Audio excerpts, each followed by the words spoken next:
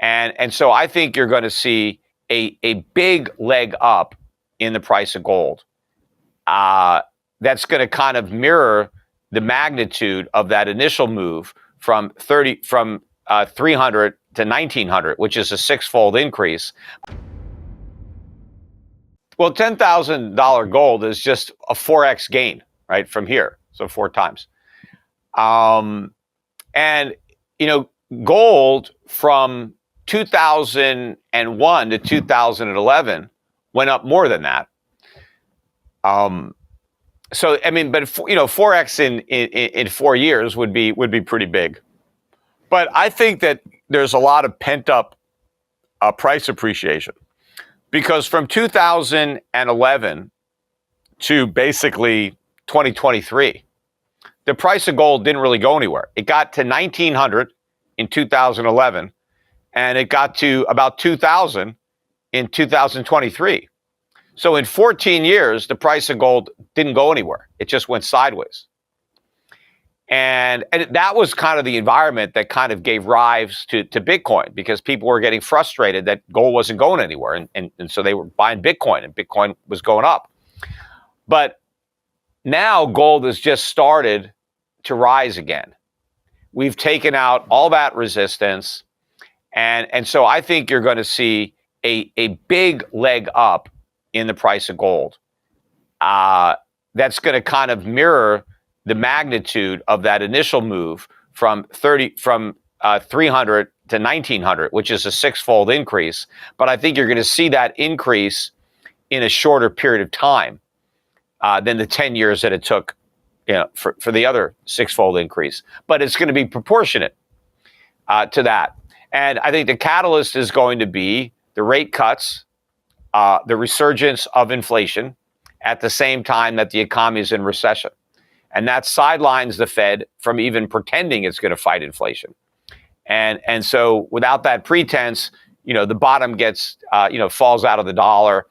And I think, the stampede or the quiet walk out of the dollar is going to become a stampede. We really accelerated the need to get out of the dollar with the sanctions on Russia. And, that was a big wake-up call to the rest of the world that, you better de-dollarize or you're next. Like what's happening to Russia and Putin can just as easily happen to you if you're dumb enough to keep U.S. dollars, right, as your reserve and U.S. treasuries. So, the world, got the message loud and clear, I'm getting out of this currency. And so that's already underway, but that is going to accelerate when there's an urgency to get out, because then they start to see the dollar falling. And then, you don't want to be the last one holding the bag with the dollar. You want to get out while you can. Peter Schiff is painting a compelling picture of the potential for a massive gold price surge. He compares it to the 6x rise from $300 to $1,900 between 2001 and 2011, predicting a similar increase, but in a much shorter time frame.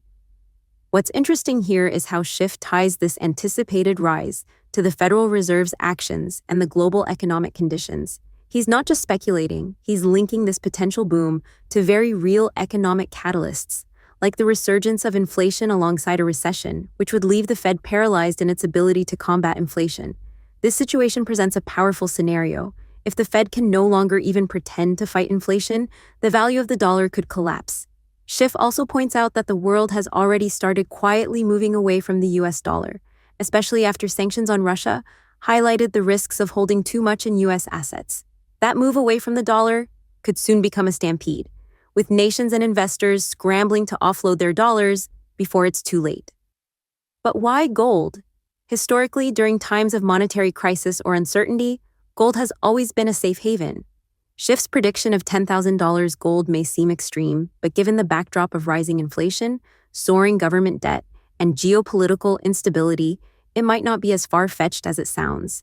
We're talking about a world where inflation erodes purchasing power and trust in fiat currencies like the dollar crumbles. In this context, investors might flock to assets like gold that have stood the test of time. It's a classic case of history repeating itself. When fiat money loses value, hard assets like gold shine. It's a real pleasure to share these videos with you all.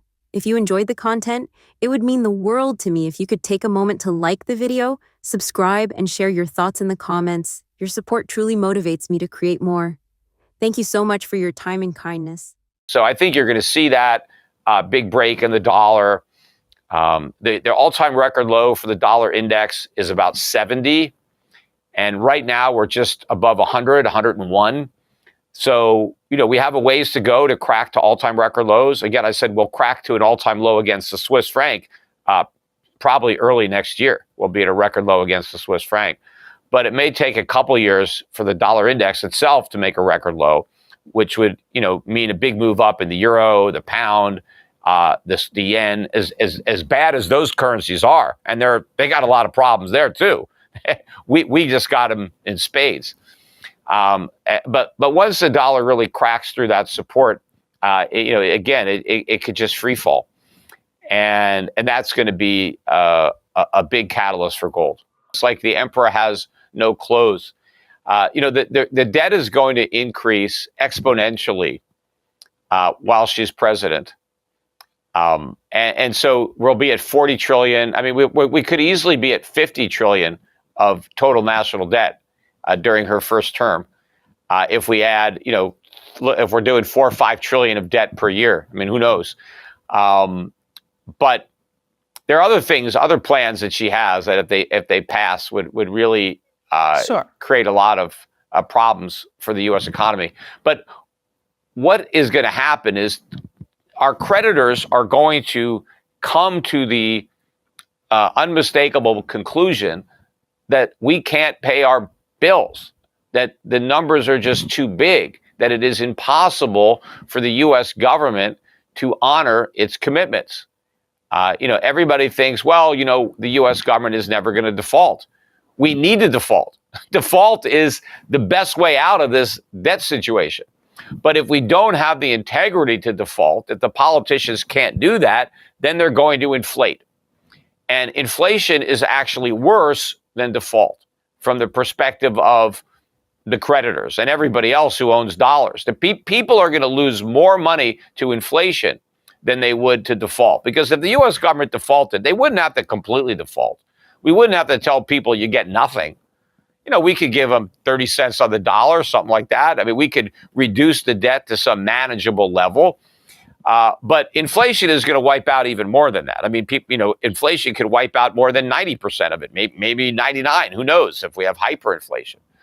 But I think that when our creditors come to that conclusion that they should have come to years ago, but they didn't. But when they come to that conclusion, nobody is going to want to hold U.S. treasuries or any bonds that are denominated in U.S. dollars because they know they're not going to get their purchasing power back. They know there's going to be a default through inflation. And so then it's impossible for the U.S. government to borrow money. It's impossible for almost anybody to borrow U.S. dollars. So how's the economy going to survive that? It's just going to implode. Yeah, well, first of all, you don't have to look for another dirty shirt in that hamper. That's what everybody misses. Gold is not in the hamper. Gold is not a dirty shirt. It's the cleanest shirt we got. And that's what would replace the dollar. Because before the dollar was the reserve currency, gold was the reserve. That's what all the central banks, including the United States, held as the reserve. And when we convinced the world to leave the gold standard for the dollar standard, it was with the understanding that we would stay on the gold standard. And not only would the dollar be backed by gold, I mean, the dollar was gold. It was defined as a weight of gold. But not only could those paper notes, Federal Reserve notes, not only would they be backed by gold, but they would be redeemable on demand in gold.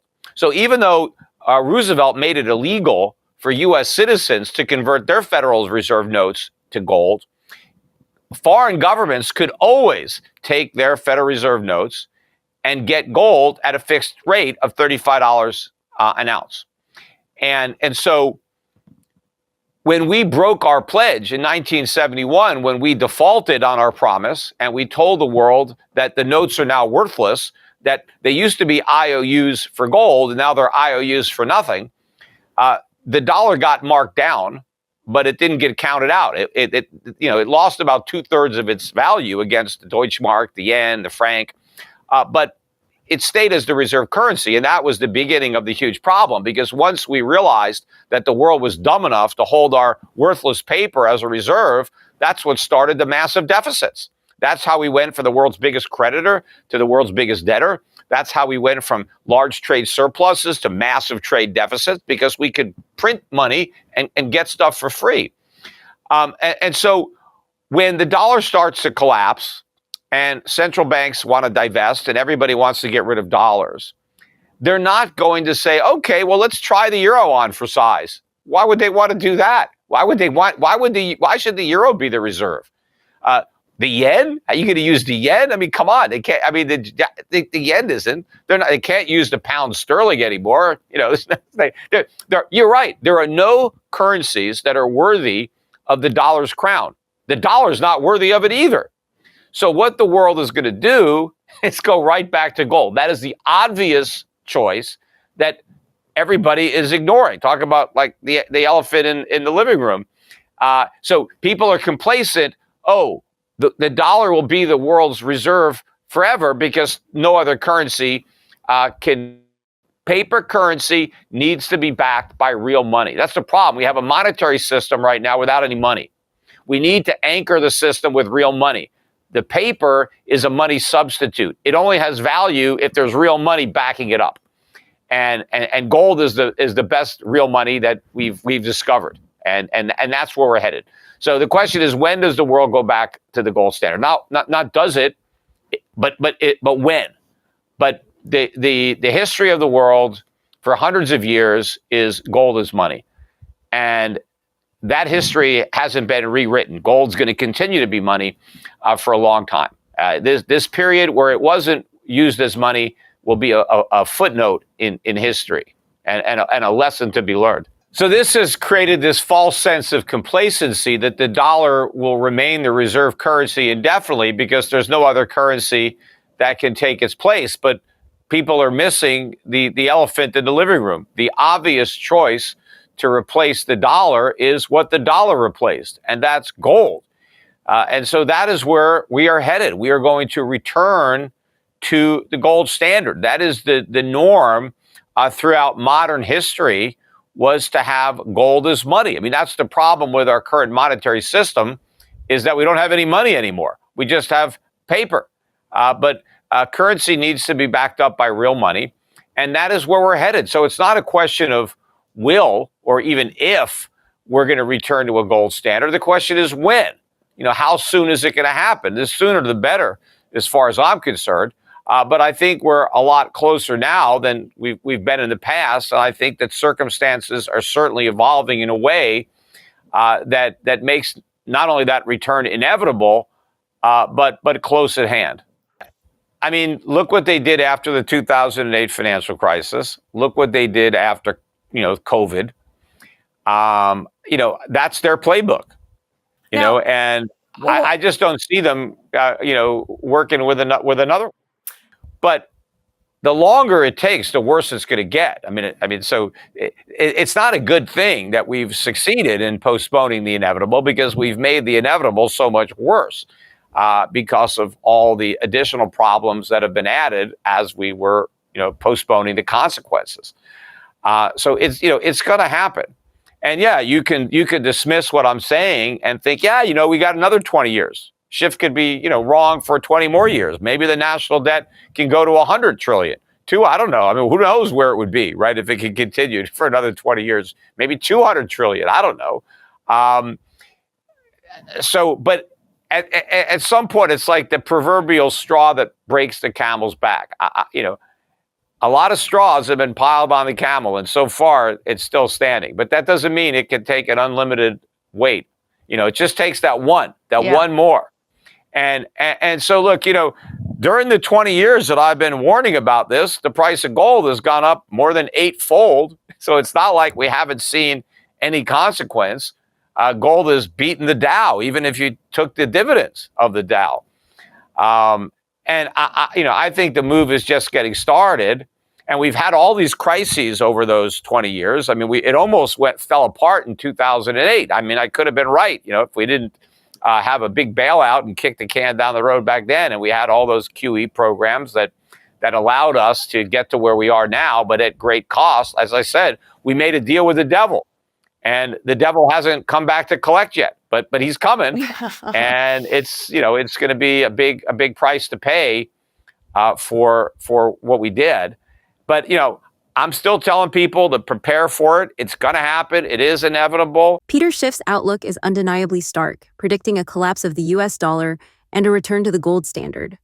While this sounds extreme, let's break it down from another perspective, using some real-world data and examples. First, Schiff mentions the US abusing its status as the world's reserve currency, running up enormous deficits and printing money. This isn't just a theory, it's backed by numbers. As of 2023, the US national debt is over $33 trillion. Compare this to the US GDP of about $25 trillion, and you can see the gap is widening. In fact, debt to GDP is now over 130%, one of the highest levels in history. Historically, this kind of imbalance has led to severe financial crises. For instance, Greece's debt to GDP ratio was 146% when it triggered the European debt crisis in 2009. The US might be bigger, but the pattern is similar: high debt, low growth, and eventually, a tipping point. To visualize this, let's look at a graph of US debt over time. You'll see that debt skyrockets after each crisis, whether it was the 2008 financial collapse or COVID-19 in 2020. Every time the government responded by printing money, and as Schiff suggests, this weakens the dollar over the long term. Now, Schiff predicts that inflation is the next major hurdle. Inflation is already rising, up 3.7% in 2023, according to the Bureau of Labor Statistics. That might seem low, but the cumulative effect is significant. If inflation continues unchecked, the US dollar's purchasing power will decline rapidly. In fact, historical data shows that $100 in 1990 has the equivalent purchasing power of only $50 today. Imagine what happens if inflation surges and the dollar keeps losing its value. It's not far-fetched to think people might look for alternatives like gold. Speaking of gold, Schiff's prediction of gold reaching $10,000 might seem like an exaggeration. But remember, during the 1970s stagflation, gold soared nearly 500%, from $35 to $180 per ounce. Today, with inflation pressures mounting and the dollar weakening, it's not impossible to imagine another major rally in gold prices. Central banks, particularly in China and Russia, are already accumulating gold reserves.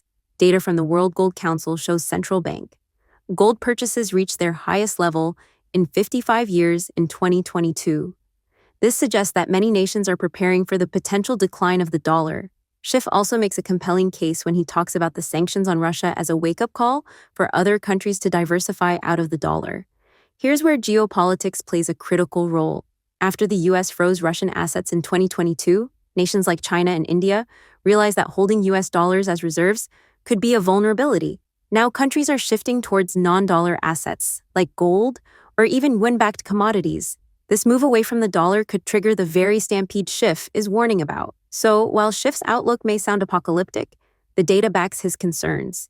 The US debt is unsustainable, inflation is creeping up, and countries are already looking for alternatives to the dollar. Whether you agree with Schiff or not, it's important to recognize the potential storm on the horizon and prepare accordingly. Diversification, real assets, and an eye on history might just be the best defense. There's an investment strategy that you can make. You could have a portfolio of non-U.S. assets, of value, dividend-paying stocks. That portfolio is actually doing quite well now. I mean, it's this recent move. We've seen a big rotation out of momentum and growth type stocks to defensive value, dividend-paying stocks. I think the big move in commodities is coming, a much bigger move up in gold. I think gold stocks are, the sleeper investment. Nobody is buying these things. They're as cheap as they've been. The major U.S. stocks are trading at a big discount. You look at the Newmonts and the Barrick Golds, they're at a significant discount to the S&P 500 as far as multiples, and that's historically an aberration. Normally, the gold stocks trade at a premium to the S&P. So it's rare that they're at a discount, and they're at a substantial discount. But I think the big thing with gold stocks is going to be just a parabolic move up in gold that's going to increase profits dramatically, and not just increase profits, but increase the value of their reserves. Right. Because there's a lot of gold reserves that are being valued at zero because it's very expensive to get the gold out of the ground. But it's going to be a whole different ballgame when the gold price is a lot higher, and now gold that has no value becomes extremely valuable, and now all of a sudden investors have to price that in to the gold mining stocks. So I think my investment advice, though it's taken longer than I thought, the payoff is going to be bigger than I thought for the people who had the patience to stick out the trade. Oh yeah, I don't think gold is going to trade back below 2,000 again. I think those days are gone. I think the new support is probably just below 2,500. Is it possible that gold can go below 2,400? I suppose that's possible. That could happen. Maybe 2,350. I wouldn't wait for that. And I've been telling our customers to shift gold not to wait for a bigger break in gold. I just think you buy gold here. I think 2,500 is the new 2,000. And I don't think 2,500 is gonna stay here for long. I think we're going to be at 3,000 before we know it. Maybe we could get there before the end of the year. We could start to see some bigger moves. But even if we don't close the year at 3,000, I think we'll be closer to 3,000 than 2,500 by the end of 2024.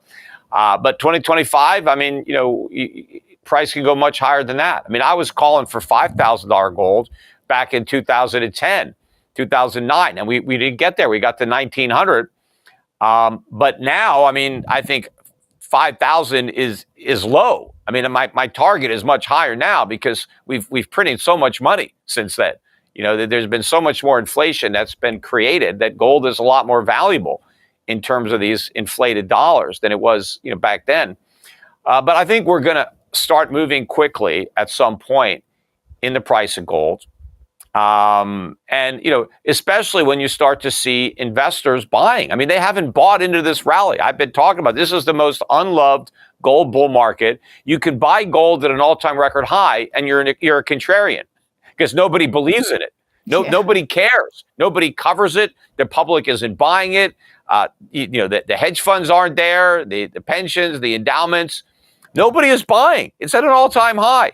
So it's going to have to go much, much higher to get on anybody's radar, and then even higher to get the naysayers to capitulate, throw in the towel, and start to buy.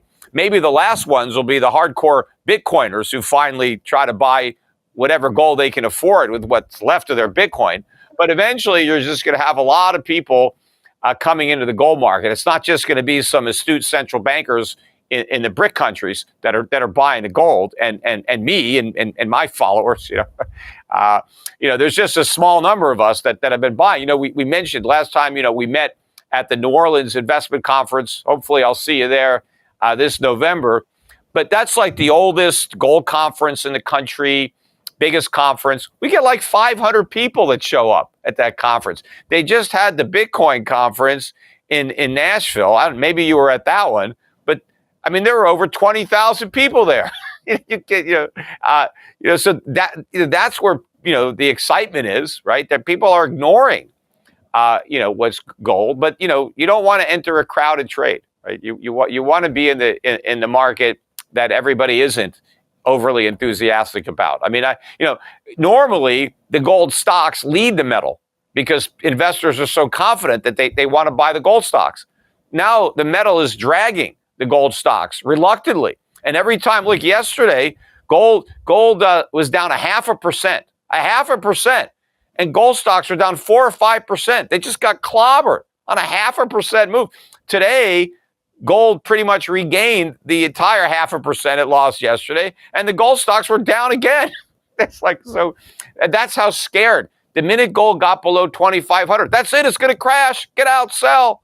Right? Talk about climbing a wall of worry. This is the steepest, biggest mother of all walls of worry that I've seen in a bull market. So this is like really, really early.